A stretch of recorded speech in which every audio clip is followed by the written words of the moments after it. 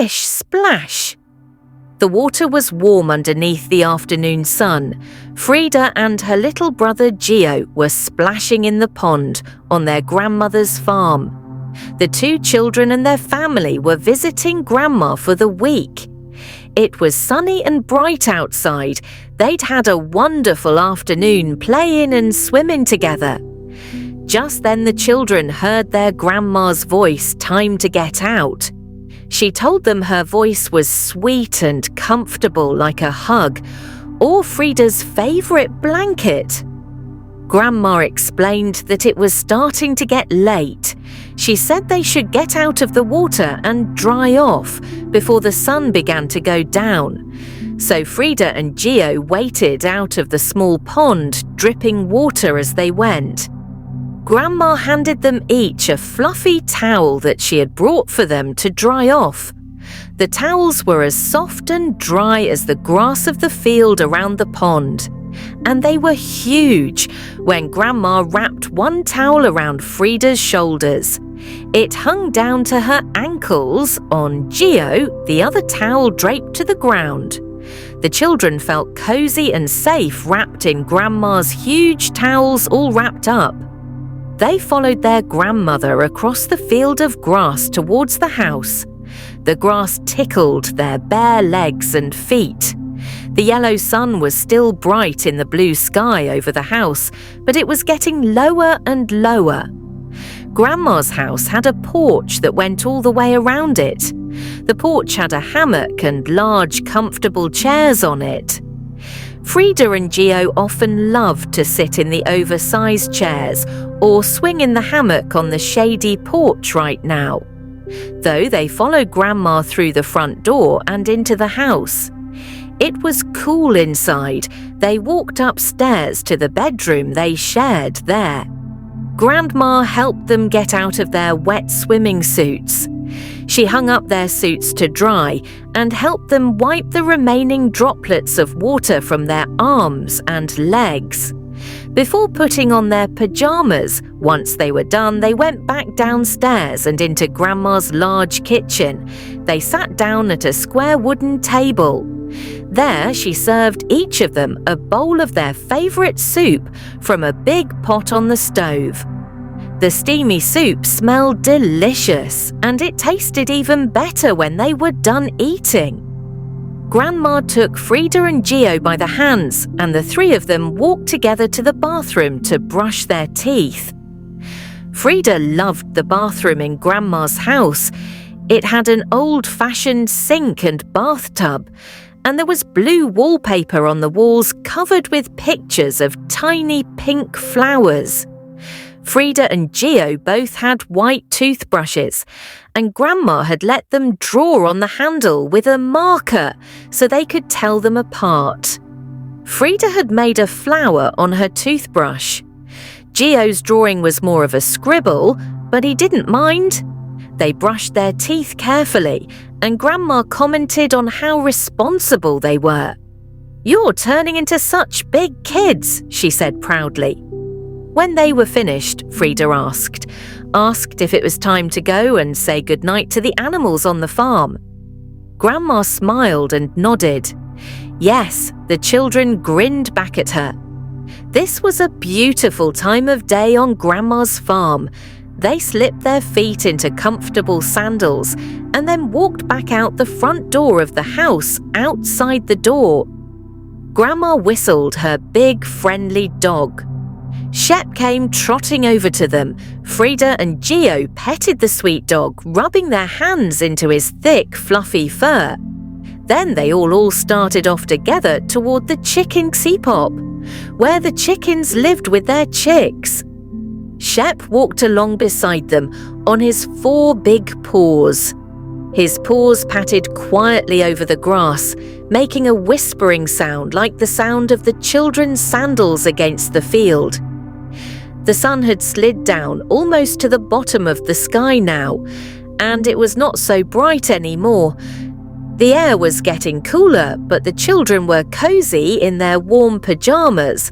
The sky above them was turning a darker colour of blue, and there were long shadows on the ground.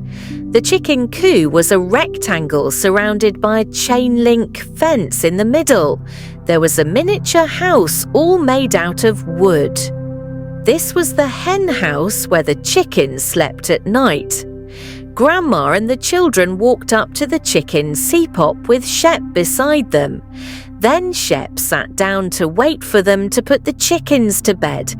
In the coop lived 3 mother chickens called hens.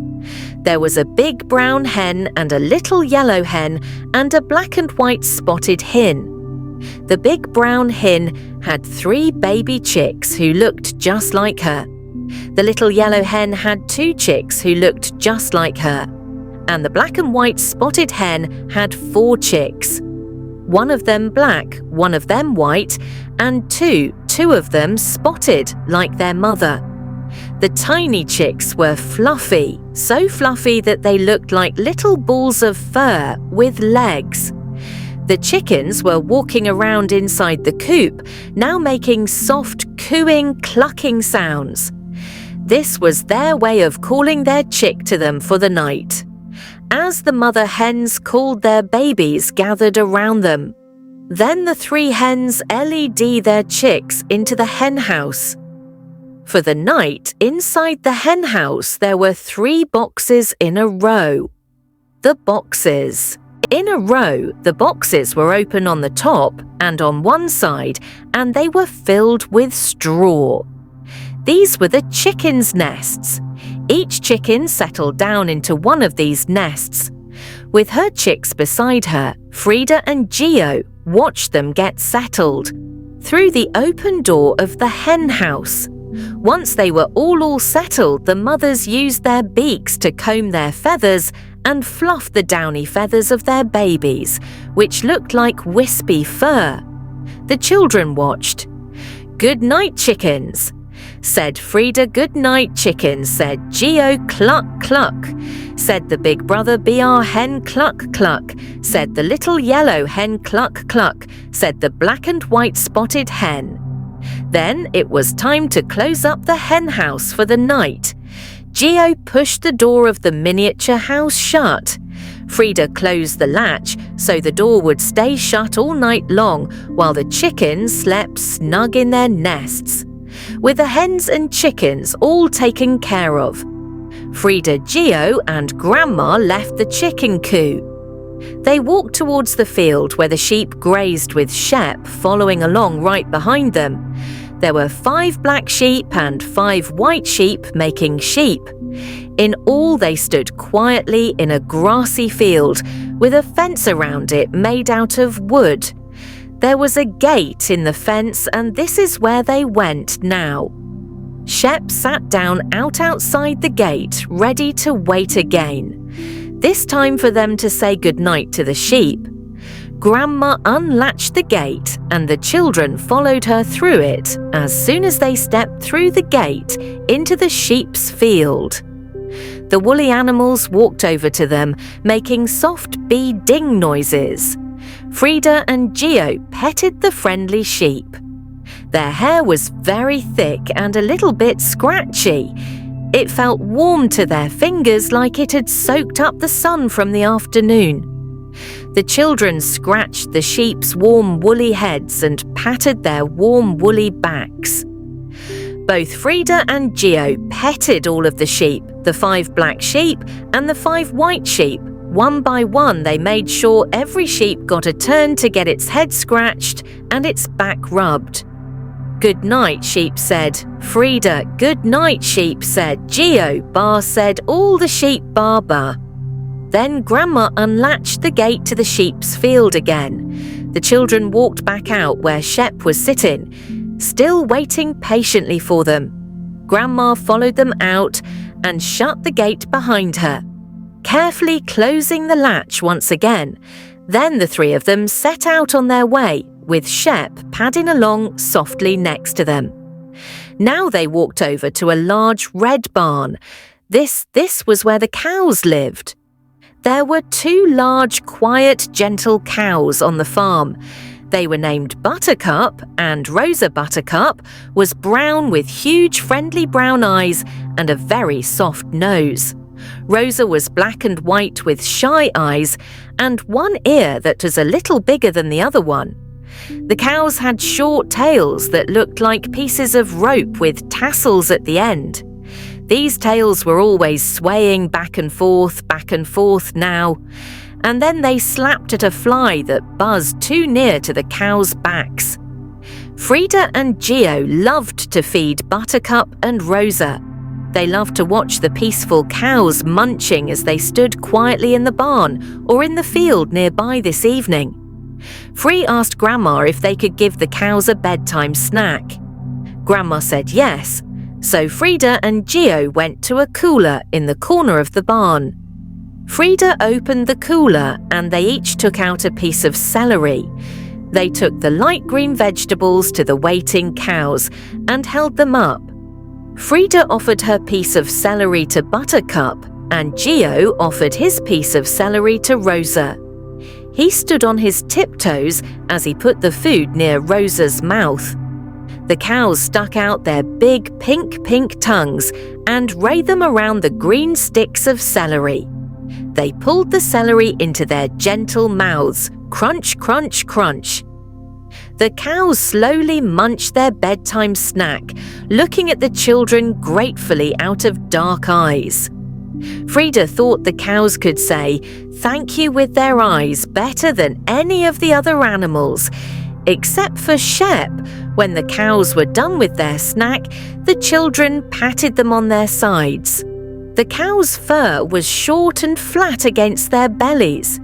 If you rubbed it one way, it was soft and slick. If you rubbed it the other way, it felt prickly. The children rubbed it the soft way. "Good night, Buttercup, good night," Rosa said. "Frida, good night, Buttercup, good night," Rosa said. "Geo, move, oo," said Buttercup. "Moo," said Rosa. The children waved goodbye to the sweet cows who looked back at them with the eyes that said, "Thank you so well." Shep stood up knowing it was time to move on, Grandma and the children, and Shai walked across a field full of wildflowers next. There were blue flowers and yellow flowers, red flowers and purple flowers, white flowers and orange flowers all scattered among the green grass. The sky over their heads was pink and gold. Now the sun sat at the very edge of the world, looking like a ball of fire ready to fall out of sight. Across the field of flowers was the pond where the children liked to wade. This was also where the ducks lived, the place where the children waited. During the day was on the side of the pond closest to Grandma's house. On the other side of the pond, there were reeds and bushes. This was where the ducks liked to spend their time next to the reeds and bushes on that side of the pond. There was a miniature house. It looked a lot like the hen house where the chickens lived, except that it was bigger inside. It had a nesting box like the hen house, but also bigger. There was a pair of ducks who lived here, and they had a family of 5 baby ducklings. The ducklings were small, although they were bigger than the tiny baby chicks. The babies were yellow and fuzzy, but the mother and father duck were sleek, with shiny feathers that lay flat over their backs. The water didn't stick to these feathers, but instead slid right off, keeping the ducks nice and warm and dry underneath the ducklings. Followed their mother duck everywhere she went right now as Frida and Geo approached. The mother was leading her ducklings out of the reeds along the pond. The ducklings followed the mother in a straight line, one after the other. They followed her out of the reeds and up the bank. They followed her over for the grass and right up to the children. The mother dog looked at the children for a moment, her head cocked to one side. Then she turned and walked straight into the duck's house. The father duck was already there, the mother duck, and her babies settled into the nesting box. The ducklings nestled into their mother's side, jostling each other to get beneath her warm, wing goodnight ducks.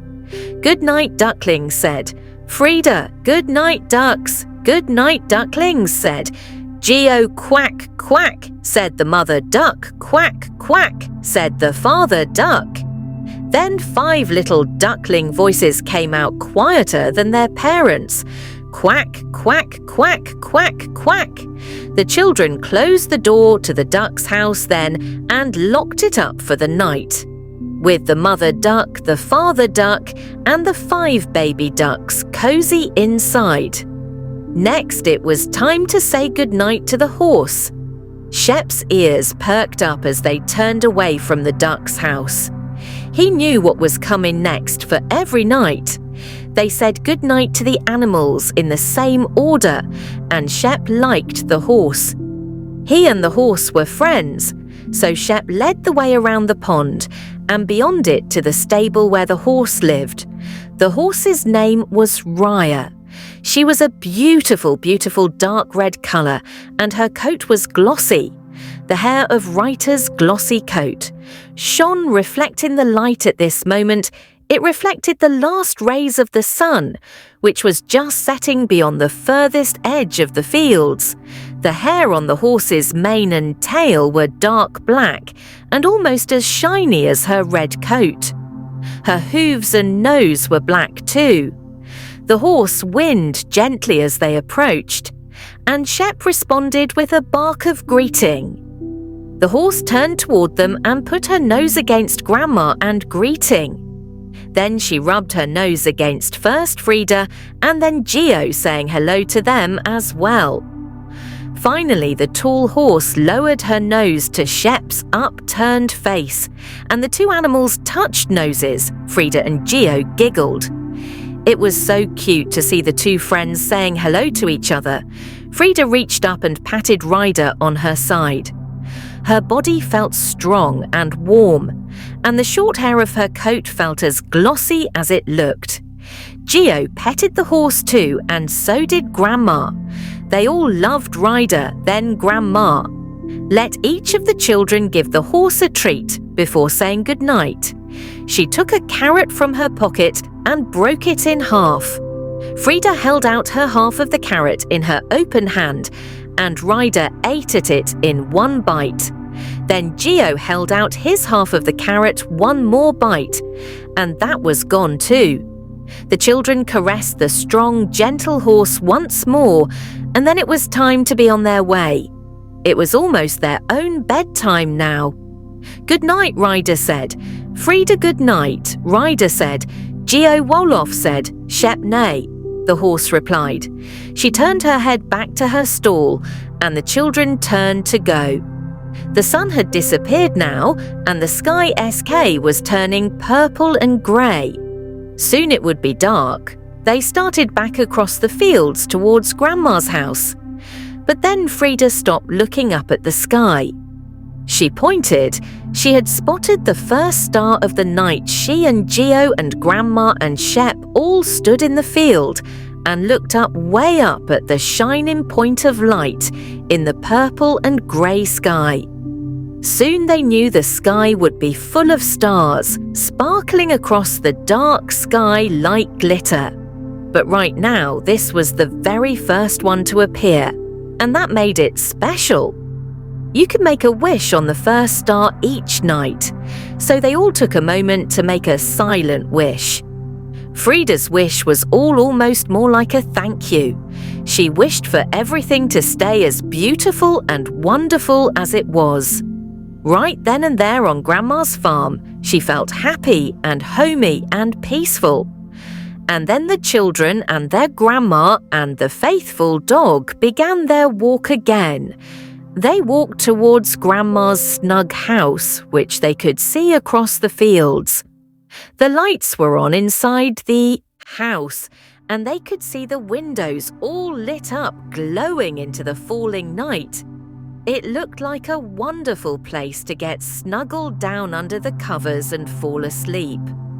And it was good night.